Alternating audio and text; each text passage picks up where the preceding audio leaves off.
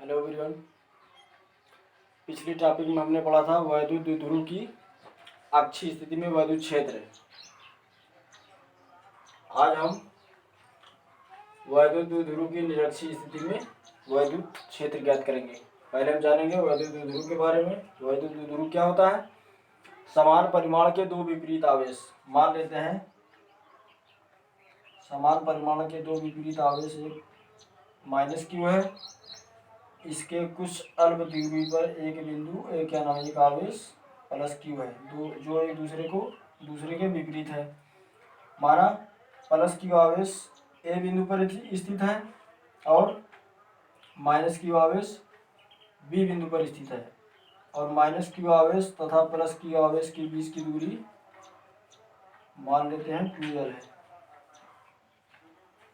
इसी को हम कहते हैं वैद्युत द्विध्रुव। अब हमको निकालना है निरक्षीय स्थिति में वैद्युत क्षेत्र। हमें यहाँ दिया गया है माइनस क्यू आवेश तथा प्लस क्यू आवेश, जो एक दूसरे के विपरीत है। दो बिंदु दिया है। यदि इन्हीं दोनों बिंदुओं का मध्य बिंदु मान लें O, जिस पर हमने एक लंब डाला, और लंब पर हमने एक बिंदु मान लिया P, जिस पर हमको वैद्युत क्षेत्र की तीव्रता निकालनी है। या यहाँ से हम P तथा B को मिला दें और P को A से मिला दें। ये बिंदु क्या है? P है।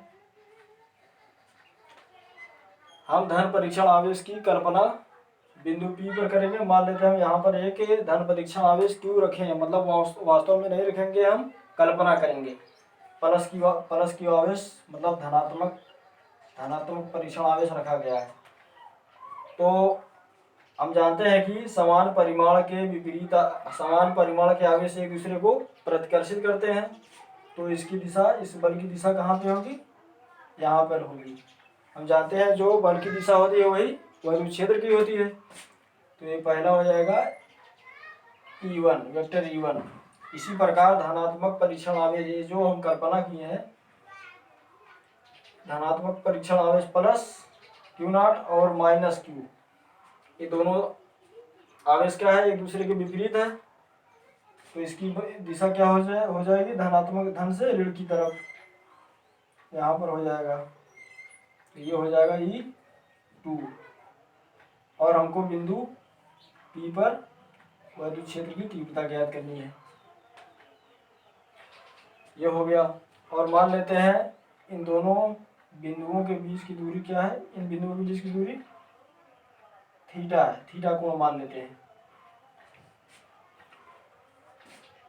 तो जब A से B तक की दूरी 2l है, तो A से O तक की दूरी कितनी हो जाएगी? यहाँ से यहाँ तक l हो जाएगा। और O से A तक की भी दूरी l हो जाएगी। और हम O से P तक की दूरी मान लेते हैं R, जिस पर हमको वैद्युत क्षेत्र की तीव्रता ज्ञात करनी है। तो हम इसी को लिखेंगे, इसी फिगर को जो हम बनाए हुए हैं। माना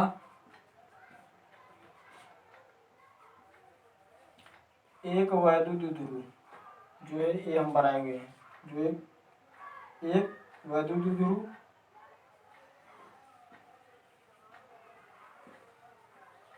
जिसका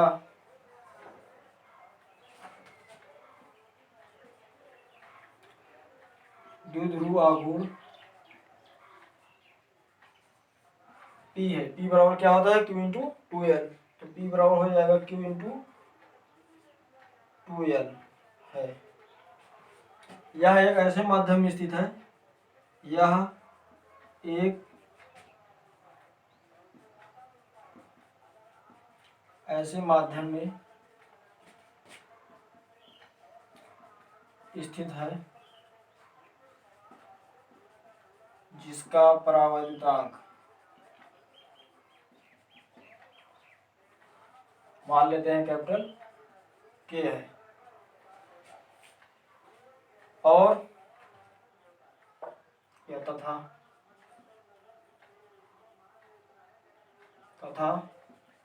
O से हमने लंब डाला है पी तक, तो ओ से आर मीटर, ओ से आर मीटर की दूरी पर एक बिंदु P है जिस पर वैद्युत क्षेत्र की तीव्रता ज्ञात करनी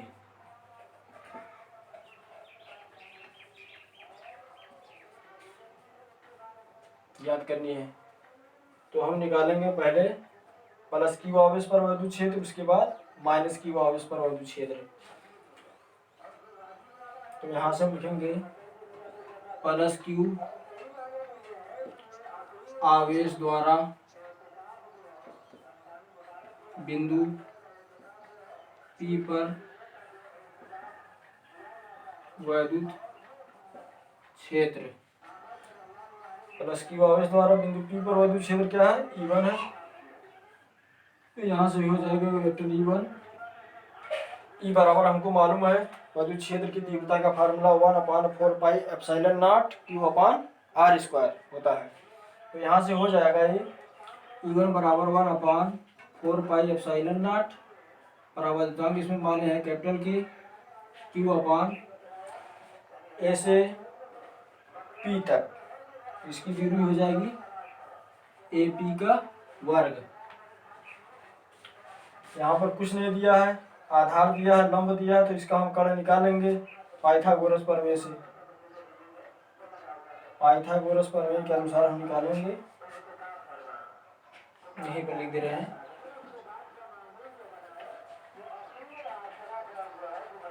पाइथागोरस प्रमेय के अनुसार AP और बिंदु PB दोनों के आपस में बराबर है। यदि अगर इसका मान निकल जाएगा तो इसका भी मान वही होगा जो AP का होगा। तो यहाँ से हो जाएगा कर्ण का वर्ग बराबर क्या होता है, लंब का वर्ग प्लस आधार का वर्ग। तो हो जाएगा AB का वर्ग बराबर PB का वर्ग, PB का वर्ग प्लस OA का वर्ग। तो AP का वर्ग हम निकालेंगे, PB बराबर कितना है, R है, R का वर्ग हो जाएगा प्लस OA का मान कितना है, L है, तो L का वर्ग हो जाएगा।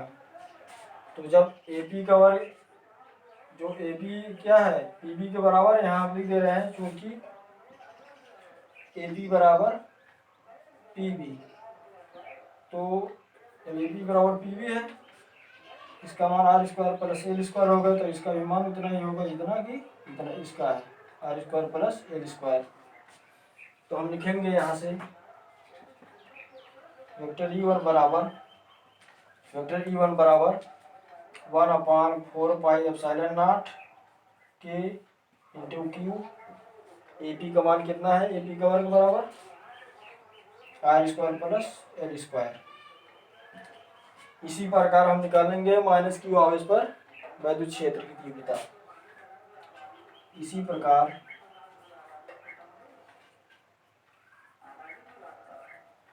माइनस Q आवेश पर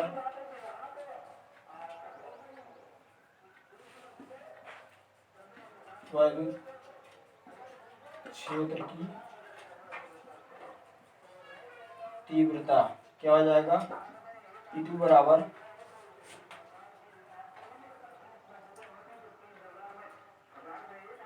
माइनस Q आवेश पर E2 है, तो E2 बराबर क्या हो जाएगा 1/4πε0 के Q/, इसकी दूरी कितनी है P से B तक, तो हो जाएगा PB का होल स्क्वायर। क्या हो जाएगा वेक्टर E2 बराबर 1/4πε0 के Q/, PB का मान कितना है R² प्लस L²। तो यहाँ से हो जाएगा PB का वर्ग बराबर R² प्लस एल स्क्वायर। जितना मान E1 का है उतना ही मान E2 का है। तब इसी प्रकार से हम इसी फिगर को एक अलग तरीके से निरूपित कर सकते हैं। देख लीजिए,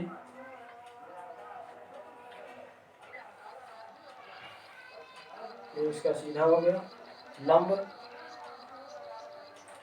मान लेते हैं इसके बीच की दूरी एक बिंदु क्या है, P है, जिस पर हमको विद्युत क्षेत्र की तीव्रता ज्ञात करनी है, वेक्टर E।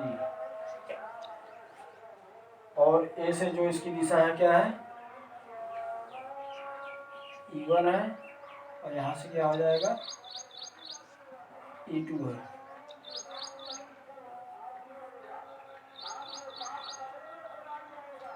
इस बिंदु को हम आपस में मिला दे रहे हैं और इसको इससे मिला दे रहे हैं,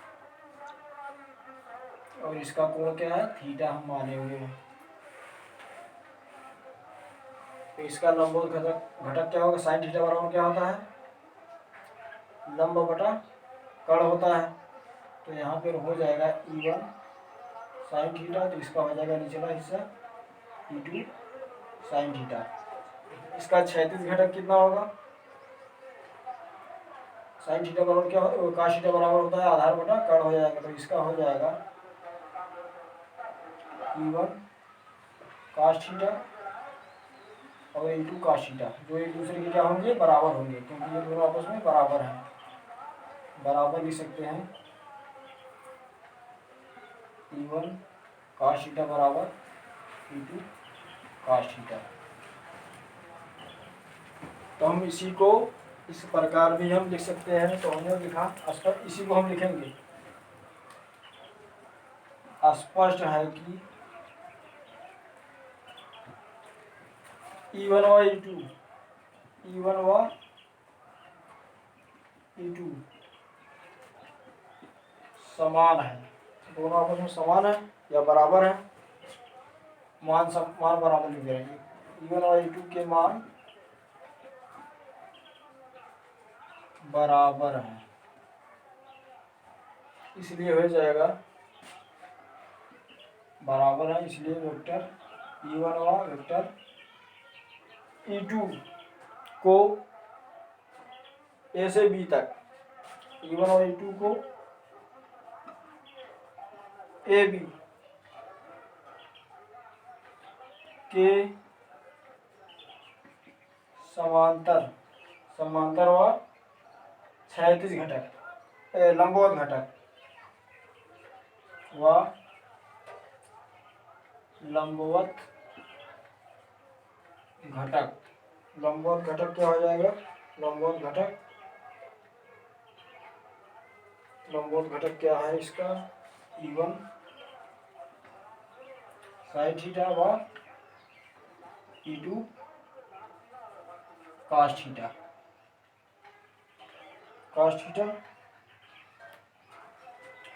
एक दूसरे को क्या करते हैं, कैंसिल, मतलब अलग अलग करते हैं। E1 साइन थीटा और E2 साइन थीटा हो जाएगा।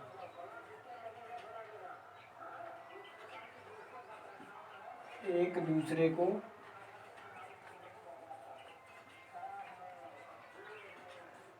कैंसिल करते हैं, तो इसका क्षैतिज घटक हो जाएगा, मतलब समांतर घटक तथा समांतर घटक E1 cos थीटा बराबर E1 cos थीटा व E2 cos थीटा, जो एक दूसरे के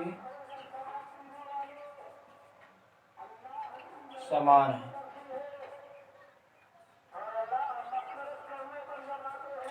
अतः हम कहेंगे, अतः इसका परिणामी विद्युत क्षेत्र निकालेंगे। अतः बिंदु P पर परिणामी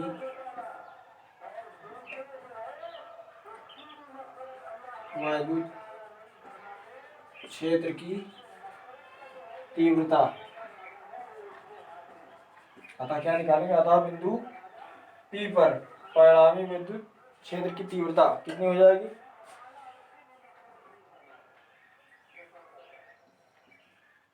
E बराबर क्या हो जाएगा, E1 plus E2, E1 plus E2 दोनों आपस में क्या हो जाएगा, जुड़ जाएगा। तो इसका हम मान निकालेंगे यहाँ पर।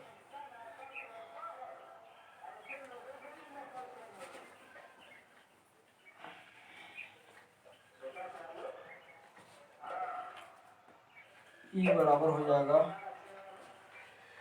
E1 बराबर कितना निकला था, 1/4 पाई एप्सिलॉन नॉट के Q upon R square plus L square E2 L square. एक मिनट, यहाँ पर हो जाए कितना, E1 काश थीटा है ना, E1 काश थीटा, E1 काश थीटा प्लस E2 काश थीटा। तो यहाँ से E1 का मान इतना हो गया, E1 बराबर 1/4 पाई एप्सिलॉन नॉट के Q upon R square plus L square cos theta plus E2 का भी मान इतना ही है, 1/4 पाई एप्सिलॉन नॉट के Q upon R square plus L square. तो यहाँ पर है इंटू काश थीटा, या हम इसको, ये दोनों जब आपस में बराबर है तो ये आपस में क्या हो जाएगा, जुड़ जाएगा। तो 2 × 1/4 पाई एप्सिलॉन नॉट के Q upon R square plus L square cos theta. तो काश थीटा से, काश थीटा का मान हम यहाँ से निकालेंगे। काश थीटा बराबर क्या होता है, आधार, ये आधार मान लेते हैं, इसका मान कितना है, n है, जो OP के बराबर है, और कर्ण कितना है, R square plus L square. तो R square plus L square, यही है।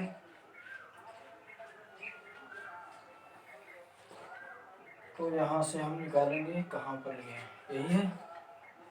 तो E बराबर 2 × 1/4 पाई एप्सिलॉन नॉट के Q upon R square plus L square cos theta की जगह पर लिखेंगे कितना, एल अपान कितना हो जाएगा,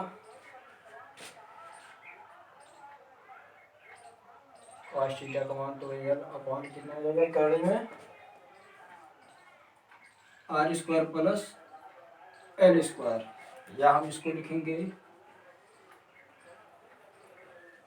2 × 1/4 पाई एप्सिलॉन नॉट के Q upon R square plus L square गुणे एल अपान, इसका मान हम लिख सकते हैं कड़ी को R square plus L square का पावर हाफ, मतलब 1/2, आधा हो जाएगा, इसका कड़ी का आधा हो जाएगा। तो यहाँ पर हम लिखेंगे इसका मान, इसके बाद ये हो जाएगा E बराबर 2 × 1/4 पाई एप्सिलॉन नॉट के क्यू अपान, ये दोनों आधार बराबर है, मान लीजिए इसका घात 1 है तो इसका घात 2, 1 का में 2 1 3 हो जाएगा। तो कितना हो जाएगा, R square plus L square का 2 1 2 1 3, 3/2 यह हो जाएगा। यदि बिंदु, हम मान लेते हैं यदि बिंदु P दीर्घ पर हो, यदि बिंदु यदि बिंदु P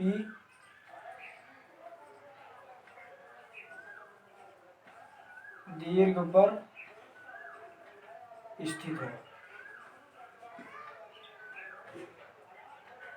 स्थित हो, तब हम कह सकते हैं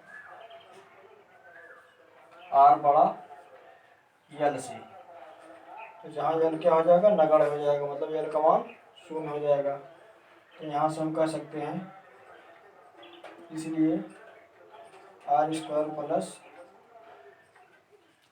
एल स्क्वायर पावर 3/2 बराबर कितना हो जाएगा, एल का मान 0 हो जाएगा। तो आर स्क्वायर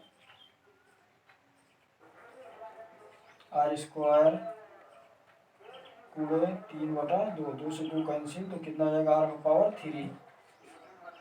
तो R square plus L square का पावर 3/2 है, इसका जगह पर लिखेंगे कितना, आर का क्यूब।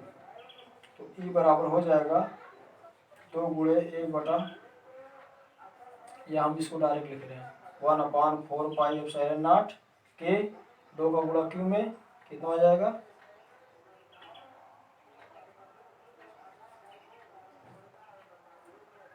2Q यल है यहाँ पर इंटू L/R3।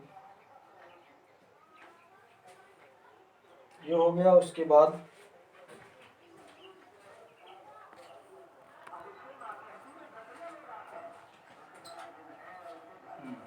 हो जाएगा, क्या होता है, P बराबर क्या होता है, Q into 2L।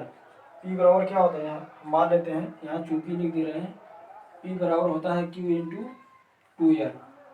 Q into 2L, या तो हम इसको इस प्रकार भी हम कर दे रहे हैं, E बराबर 1/4πε0 के Q इंटू 2L/R3।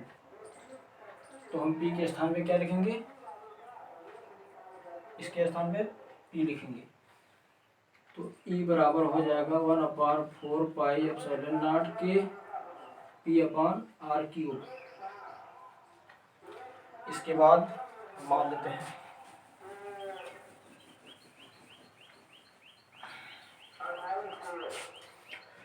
वायु या निर्वात के लिए, वायु या